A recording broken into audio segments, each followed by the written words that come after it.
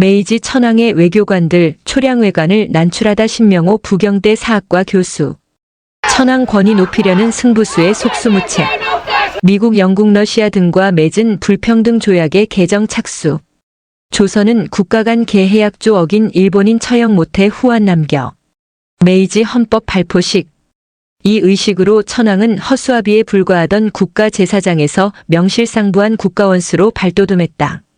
1867년 12월 9일에 왕정복고가 공포됨으로써 도쿠가와 요시노부는 쇼군 지위를 상실했다. 요시노부는 대정봉환과 쇼군 상실의 대가로 섭정 자리를 요구했다.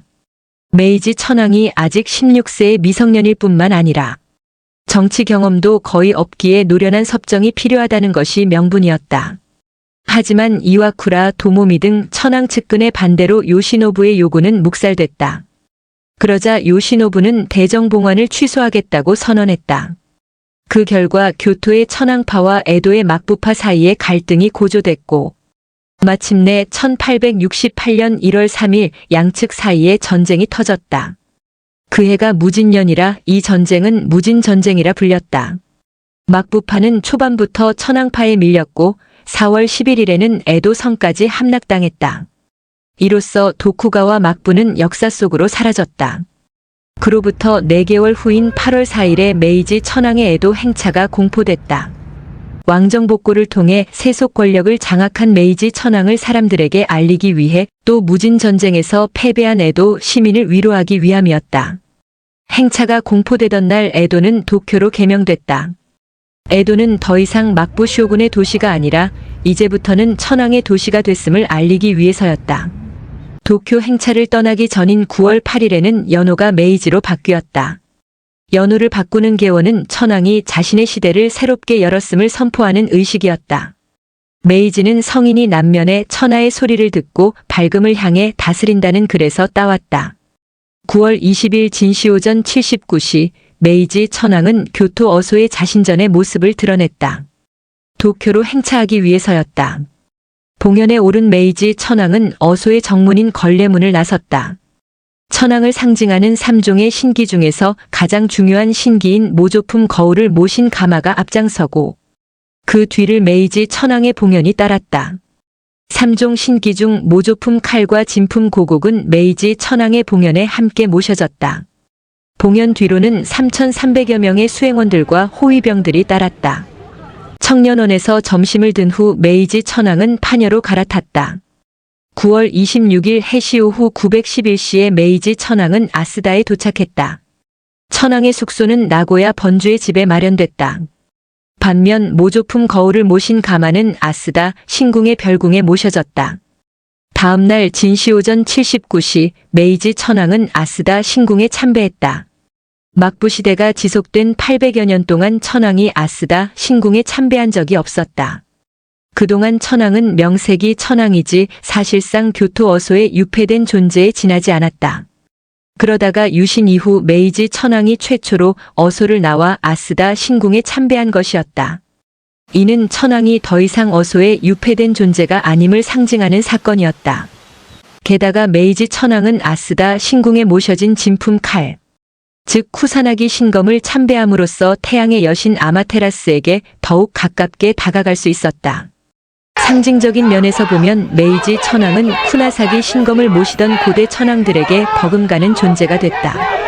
그것은 곧 메이지 천황의 정치적 종교적 권위가 크게 신장됐음을 선포한 것과 같았다. 메이지 천황의 아스다 신궁 참배를 기념해 전 나고야 번주는 황공한 쿠사나기 신검도 얼어붙은 길을 지켜주시네라고 읊은 와카를 올렸다. 800여 년 지속된 막부 시대를 종식시키기 위해 도쿄로 행차하는 메이지 천황의 앞길을 쿠사나기 신검이 보호할 것이라는 의미였다. 10월 13일 도쿄에 도착한 메이지 천황은 그곳에서 2달 가까이 머물렀다. 12월 8일에 도쿄를 출발한 메이지 천황은 12월 23일에 교토로 되돌아왔다. 그리고 3개월 후인 1869년 3월 7일에 메이지 천황은 다시 도쿄로 행차했다. 공식화하지는 않았지만 도쿄로 천도하기 위해서였다. 행차의 모습은 지난해 9월 20일과 비슷했다. 노정 역시도 유사했다. 다만 큰 차이점은 이번 행차에서 메이지 천황이 이세 신궁을 참배했다는 사실이었다. 이세 신궁은 태양의 여신 아마테라스가 니니기에게 줬다는 거울을 모신 황대 신궁과 식물신을 모신 풍수대 신궁으로 구분됐다. 황대 신궁은 안쪽에 있어서 내궁이라 불렸고 풍수대 신궁은 바깥쪽에 있어서 외궁이라 불렸다. 이세 신궁에는 이 두 궁 이외에도 수많은 신사가 소속돼 있었다. 일본 서기에 의하면 내궁 즉 황대 신궁은 제10대 숭신천황 BC 148 BC 69과 제11대 수인천황 BC 69 AD 70대 건설됐다고 한다. 숭신천황 때 농민 반란이 빈발할 뿐만 아니라 역병까지 유행했다. 그 이유를 신에게 물었는데 어소에 모신 아마테라스의 분신, 즉 진품 거울을 어소 밖으로 옮기면 해결되리라는 신탁이 나왔다. 그래서 어소 밖으로 옮겨 모셨다가 수인천황 때 다시 이세에 옮겨 모신 것이 이세 신궁의 기원이었다. 불평등 조약 개정 요구 목소리 높아지고 1783년 부산 동래부 소속 화원이었던 변박이 그린 부산 초량의 외관도 오늘날 용두산 공원에 있는 부산타워의 자리에 있었다. 외궁 즉 풍수대 신궁은 제22대 웅약 천황 41만 8479대 천황의 꿈에 아마테라스가 나타나 식물신인 풍수대신을 어찬신으로 삼아 이세로 옮기라고 해서 세워졌다고 한다. 어찬신은 신의 음식을 준비하는 신이었다. 아마테라스는 자신의 음식을 준비하게 하려고 풍수대신을 이세로 옮기게 했던 것이다. 이세로 옮겨온 식물신을 모신 곳이 바로 풍수대 신궁이었다. 이세 신궁의 내궁을 조선 왕실에 비교하면 종묘와 같았다. 왜냐하면 내궁에는 천황의 조상신인 아마테라스가 모셔졌고 종묘에는 조선 왕실의 조상신인 태조 이성계가 모셔졌기 때문이었다. 마찬가지로 식물신이 모셔진 이세 신궁의 외궁은 토지신이 모셔진 조선의 사직과 같았다. 따라서 이세 신궁의 내궁과 외궁은 천황가의 종묘와 사직에 해당했다. 이런 점에서 이세 신궁은 천황가는 물론 일본인들에게 마음의 고향 또는 정신적 지주라 할 만했다. 1869년 고종 6, 3월 11일 오시 오전 11시 오후 1시 메이지 천황은 풍수대 신궁 주변에 도착했다. 모조 거울을 모신 가마는 풍수대 신궁의 별전에 모셔졌다. 다음 날 아침 메이지 천황은 풍수대 신궁에 참배했다. 신궁의 정전에 도착한 메이지 천황은 다마구시를 예물로 올리고 직접 절한 후 박수를 쳤다. 이것이 풍수대 신궁 참배의식이었다. 뒤이어 점심 후에 메이지 천황은 황대 신궁을 참배했다. 참배 직전 메이지 천황은 목욕을 했다. 나머지 참배의식은 풍수대 신궁과 같았다. 메이지 천황의 이세 신궁 참배는 창건 이래 천황으로서는 처음이었다. 천황의 참배 전례가 없었기에 신관들이 참배의식을 새로 마련해야만 했다. 실로 메이지 천황의 이세 신궁 참배는 역사적인 의미를 가졌다. 아스다 신궁에 뒤이어 이세 신궁까지 참배함으로써 메이지 천황은 진품 칼에 뒤이어 진품 거울까지 참배했다. 진품 고곡은 침실에 모셨기에 메이지 천황은 진품의 3종 신기를 모두 참배한 셈이 됐다. 이로써 메이지 천황은 태양의 여신 아마테라스와의 관계를 더욱 밀접하게 만든 것은 물론 진품의 3종 신기를 어소에 모셨던 고대 천황과의 관계도 더욱 밀접하게 만들었다. 그것은 곧 이세 신궁 참배로 메이지 천황의 종교적, 정치적 권위가 크게 고양됐음을 의미했다. 메이지 천황의 이세 신궁 참배 의식을 마련했던 신관들은 참배 의미를 이제 폐하께서 신무천황, 제1대 천황, BC 71만 1589의 신무를 계승하시어 천하를 유신하시고 경행천황, 제12대 천황, BC 13 AD 130의 경행을 우러러 사해를 순수하시며 그 성공을 태묘에 고하셨습니다라고 해 신무천황과 경행천황의 업적에 비견하는 것으로 칭송했다. 이처럼 유신 이후 메이지 천황의 정치적 종교적 권위가 고양되면서 외국과 맺은 불평등 조약을 개정해야 한다는 목소리가 높아졌다. 에도 막부는 1854년과 1858년 두 차례에 걸쳐 미국과 가나가와 조약을 맺었는데 이 조약은 영사재판권과 관세자주권을 포기한 불평등 조약이었다. 이 조약에 뒤이어 에도 막부는 영국, 러시아, 네덜란드 등 유럽 각국과도 유사한 불평등 조약을 맺었다. 메이지 유신을 성공시킨 주역들은 천황의 권위를 드높이기 위해 또 일본 정부의 권위를 드높이기 위해 우선적으로 불평등 조약을 개정하고자 했다. 개해약조 첫 개정 대상으로 지목. 그런데 당시 일본이 외국과 맺은 불평등 조약에는 조선과 맺은 조약도 포함돼 있었다. 조선과 일본은 임진왜란 중에 국교가 단절 상태였지만 임진왜란이 끝나자 곧바로 국교 재개 회담을 열었고 수차례의 회담 끝에 1683년 숙종 9, 8월 동래부사와 대마 도주가 조선 왕조와 에도 막부를 대표해 개해약조를 맺게 됐다. 이 약조는 1872년 고종 9 메이지 5에 초량 외관이 폐쇄될 때까지 190년간 조선 왕조와 에도 막부의 외교 관계를 규정했다. 개해약조의 내용은 비석에 새겨져 초량 외관 앞에 세워지기까지 했다. 그 비석을 약조제찰비라고 했다. 그런데 가장 중요한 내용은 출입이 허가된 이외의 지역으로 크고 작은 일을 막론하고 난출한 자는 사형에 처한다는 첫 번째 약조였다. 이는 허락받지 않고 외관 밖으로 나가면 사형시킨다는 의미로서 여기에는 조선의 마음과 일본의 마음이 뒤섞여 있었다. 난출을 감행하려는 쪽은 일본이었고 막으려는 쪽은 조선이었다. 그런 의미에서 조선의 본심은 외관 안에 일본인들을 봉인하려는 데 있었다. 반면 외관에서 벗어나고 싶은 것이 일본의 본심이었다. 이렇게 충돌하는 두 본심을 타협시키기 위한 장치가 약조제찰이었다.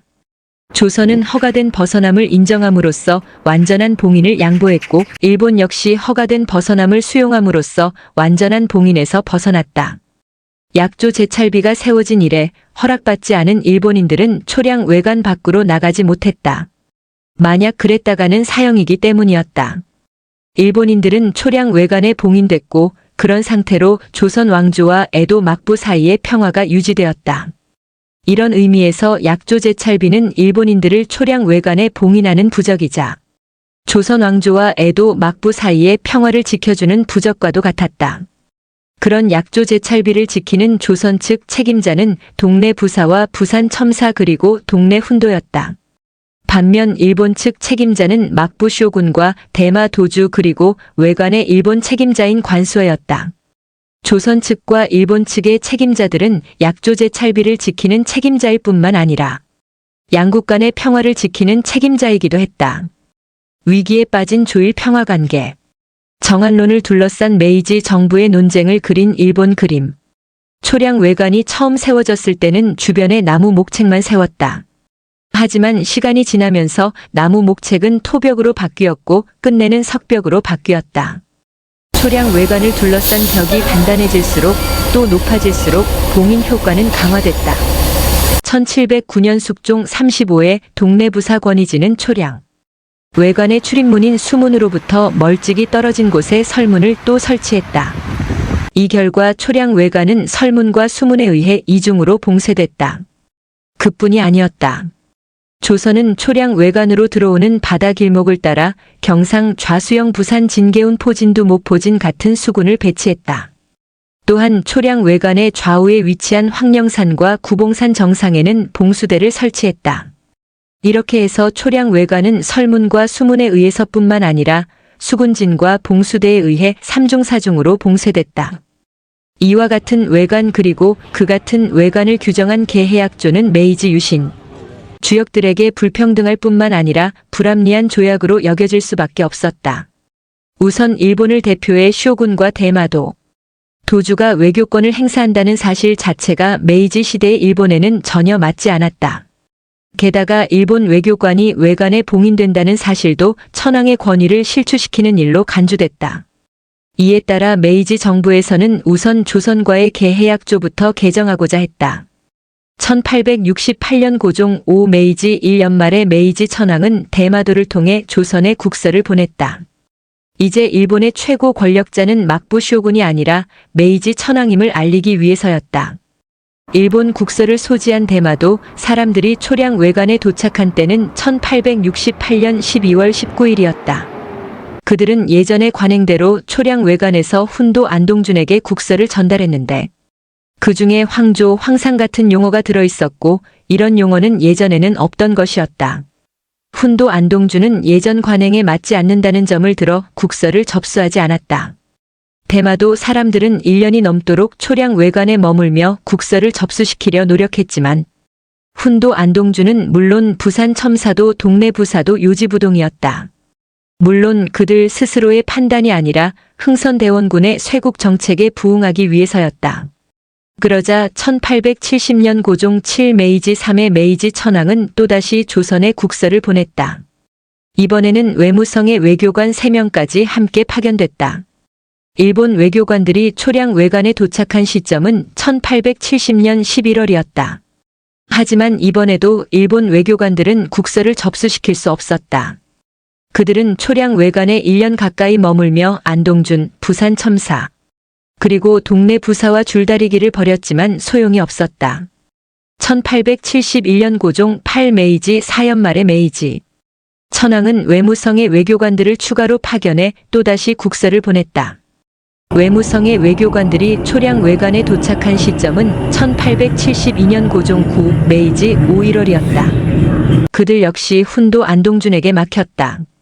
5월까지 기다린 그들이 안동준으로부터 들은 말이라고는 반드시 나라 안에서 널리 의논을 들어본 다음에야 답을 줄 수 있다는 것이 조정의 명령인데 다만 그 기한은 예약할 수 없습니다였다. 메이지 정부는 3차례 국서를 보냈지만 모두 거절당한 셈이었다. 메이지 정부가 수립된 후 1868년 연말에 보낸 최초의 국서가 거절됨으로써 메이지 천황의 체면은 크게 손상됐다. 그럼에도 불구하고 당시에 일본 국서를 가져온 대마도 사람들은 처음부터 끝까지 초량 외관에 머물며 문제를 해결하려 노력했다. 훈도 안동준이 끝내 국서를 접수하지 않았지만 초량 외관 밖으로 나가보려고도 하지 않았다. 궁지에 몰린 대마도 사람들은 훈도 안동준을 제치고 동네 부사나 경상 감사 또는 한양 궁궐로 가서 국서를 접수시키려는 노력을 해볼 수도 있었다. 하지만 그들은 그렇게 하지 않고 초량 외관 안에만 머물다가 그냥 귀국했다. 한편으로는 대마도 사람들이 과거의 외교 관행을 존중했기 때문이기도 했고 또 한편으로는 대마도 사람들이 그때까지도 개해약조를 지키기 위해 외관 밖으로 나가지 않았기 때문이기도 했다. 그러나 두 번째와 세 번째 국서를 가지고 온 일본 외무성의 외교관들은 그렇지 않았다. 그들은 메이지 천황에 의해 파견됐고 그래서 과거의 외교 관행을 존중하지도 않았고 개해약조를 준수하려는 의지도 없었다. 오히려 개해약조를 개정하거나 파기하려는 것이 그들의 목적이었다. 세 번째 국서를 가지고 온 외무성의 외교관들 역시 처음에는 초량 외관에 머물며 문제를 해결하려 했다. 당시 초량 외관에는 두 번째 국서를 가지고 왔던 외교관들이 여전히 머물러 있었다. 그들은 국서 접수를 놓고 서로 협조했는데 훈도 안동준이 계속해서 접수를 거부하자 함께 논의한 후 초량 외관을 박차고 나갔다. 난출을 감행한 것이었다. 이 난출로 개해약조는 사실상 파기됐고 수백 년간 지속되던 조일 간의 평화관계도 위기에 빠졌다. 죽음을 무릅쓰고라도 나가려 합니다. 구한말 신식군대인 별기군. 일본 외무성의 외교관들이 난출을 감행한 때는 1872년 고종 9 메이지 5월이었다. 안동준으로부터 반드시 나라 안에서 널리 의논을 들어본 다음에야 답을 줄 수 있다는 것이 조정의 명령인데 다만 그 기한은 예약할 수 없습니다라는 답을 들은 직후였다. 그들은 직접 동네 부사를 만나談判을 벌이기 위해 난출을 감행했다. 당시의 난출 상황을 동네 부계록에 근거해 재구성하면 다음과 같다. 1872년 5월 27일 새벽 훈도 안동준은 초량 외관의 일본 대표인 관수회로부터 급히 만나자는 연락을 받았다. 안동준은 별차 고재건을 대동하고 초량 외관으로 들어갔다. 그때가 미시 오전 57시였다. 일본 외무성의 외교관이 동네 부사와 면담하기 위해 외교 문서를 가지고 온 지 이미 오래됐지만 아직 접수시키지 못했습니다. 부득이 관련자들과 함께 동네부로 가서 직접 부사에게 접수시키고자 합니다. 관수회는 난출하겠다는 뜻을 통고식으로 말했다. 교린에는 자고로 규범이 있습니다. 외무성의 외교관이 동네 부사와 면담하는 것은 전례가 없습니다. 뿐만 아니라 난출하지 못한다는 것은 약조에도 있습니다. 그런데도 갑자기 난출하겠다고 하니 이것이 어찌 성신의 도리란 말입니까? 훈도 안동준은 난출할 경우 약조대로 하겠다고 했다. 난출하면 사형시키겠다는 뜻을 에둘러 표현한 위협이었다. 우리도 법금이 있음을 잘 알고 있습니다. 그러나 우리나라는 관백이 혁파된 이후 외무성을 설치해 외무성으로 하여금 새로 조선과 수호하게 했습니다. 이에 외무성의 외교관이 이곳에 와서 그 뜻을 직접 동네 부사에게 전하려 했지만 아직 그렇게 하지 못했습니다. 이는 분명 실무자가 잘 주선하지 못해서 나타난 결과일 것입니다. 여러 사람이 한 목소리로 간절히 요청하고자 외교문서를 가지고 죽음을 무릅쓰고 나가려 합니다. 관수회가 정말로 난출할 기세를 보이자 안동주는 어쩔 줄 몰라 했다. 혼자 힘으로는 달리 방법이 없자 안동주는 부산 첨사 김철균에게 상황을 보고하면서 대책을 물었다. 부산 첨사라고 특별한 대책이 있을 수 없었다. 진시 오전 79시에 보고를 받은 부산 첨사는 약조를 들어 잘 설득하라는 명령을 내렸지만 이미 말로 해결할 수 있는 상황이 아니었다. 초량 외관에 머물던 일본인들 중에서 수십 명이 출입문인 수문으로 몰려갔다. 수문은 자물쇠로 굳게 잠겨 있었다. 하지만 문과 자물쇠만으로 그들을 막을 수는 없었다. 자물쇠와 문을 부순 그들은 초량 외관 밖으로 나갔다. 난출한 것이었다. 때는 아직도 묘시 오전 57시였다. 문 밖에서는 조선 병사들이 지키고 있었다. 그들이 일본인들을 말로 타일렀지만 소용이 없었다. 무력으로 제압하는 방법밖에 없었다. 하지만 그도 쉬운 일이 아니었다. 일본인들의 수도 수였지만 나중이 문제였다. 난출한 일본인들의 수는 모두 56명이었다. 그들 중에는 외관 대표인 관수회를 비롯해 일본 외무성에서 파견된 외교관도 포함되어 있었다. 그들 전부를 무력으로 체포해 약조대로 사형에 처하려면 전쟁을 각오해야 했다. 난출한 56명의 일본인이 동래부 방향으로 가는 것을 보면서 조선 병사들은 이러지도 저러지도 못했다. 초량 외관에서 동래부로 가려면 두모포와 개운포를 지나야 했다. 일본인들이 난출했다는 보고를 받은 부산 첨사 김철균은 일단 병사들을 징발했다. 여차하면 무력으로 제압할 생각이었던 것이다. 아울러 두모포 만호와 개운포 만호에게 명령해 일본인들을 막도록 했다. 하지만 모두 소용이 없었다. 죽음을 각오한 56명의 일본인을 무력으로도 막을 수 없었던 것이다. 부산 첨사 두모포 만호, 개운포 만호 역시 전쟁의 위험을 감수할 엄두가 나지 않았다. 그렇지만 시간을 끌 수는 있었다. 부산 첨사 그리고 두모포 만호와 개운포 만호는 무력 충돌을 피하는 대신 길을 막고 말로 설득하고자 했다. 초량 외관에서 동래부까지 대략 30리 거리였다. 짧다면 짧은 30리 길 곳곳에서 조선 병사와 난출한 일본인들 사이에 지루한 논쟁이 반복됐다. 조선 측에서는 일본인들이 제풀에 지쳐 외관으로 되돌아가기를 기대했다. 일단락됐지만 유명무실해진 개해약조. 구한말 호위대에 둘러싸인 고종황제의 모습이 실린 프랑스 일간지 푸티 파리지행 1894년 8월 12일자. 이 신문은 한국고미술협회 감정위원 신희철 씨가 프랑스 고문서 취급서점 등에서 구입한 것이다. 그러나 일본인들은 조금씩이기는 하지만 계속해서 동래부를 향해 나갔다. 6월 1일 술시 오후 79시에 56명의 일본인들은 드디어 동래부에 도착했다. 5월 27일 미시 오전 57시에 난출한 후 나흘 만이었다. 초량 외관에서 동래부까지 30리 길을 나흘에 걸쳐온 셈이었다. 당시 동래부사는 정현덕이었다. 그는 난출한 일본인 56명을 동래부 안의 별무사청에 머물게 했지만 며칠이 지나도록 접견하지 않았다. 일본인들이 제풀에 지쳐 되돌아가기를 기다리자는 심산이었다. 그 사이 훈도 안동준과 별차 고재건은 난출 책임으로 일단 면직됐다. 그 대신으로 현풍서와 한인진이 임시 훈도와 임시 별차에 임명되었다. 6월 1일 동래부에 도착했던 56명의 일본인은 6월 6일이 돼도 아무런 소식이 없자 임시 훈도 현풍서에게 면담을 요청했다. 진시 오전 79시쯤에 현풍서와 한인진이 일본인들을 면담했다. 우리들이 법을 무릅쓰고 난출한 이유는 오로지 외무성의 외교문서를 전달하고 사정을 직접 설명하기 위해서입니다. 그래서 이런 부득이한 일이 있었습니다. 일본인들의 어투는 이전에 비해 한결 누그러져 있었다.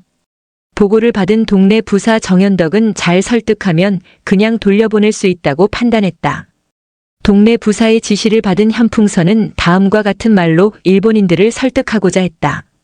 교린의 약조가 밝게 갖춰져 있으니 약조 이외에 무슨 면담할 일이 있겠습니까? 그런데도 이렇게 난출했으니 몹시 놀랍습니다. 또한 면담할 일이 있다고 해도 연양 때 서로 접촉하는 것 이외에는 사사로이 면담하지 못하는 것이 예로부터의 관행입니다. 당신들이 사정을 잘 알면서도 이런 일을 했으니 천만 번 하소연해도 들어줄 도리가 없습니다. 다시 번거롭게 하지 말고 속히 돌아가십시오. 더 있어봐야 희망이 없다고 판단한 일본인들은 곧 동래부를 떠났다.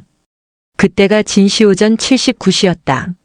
4시간쯤 후인 오시오전 11시 오후 1시에 일본인들이 초량 외관에 들어감으로써 난출 사건은 발생 9일 만에 무사히 일단락됐다.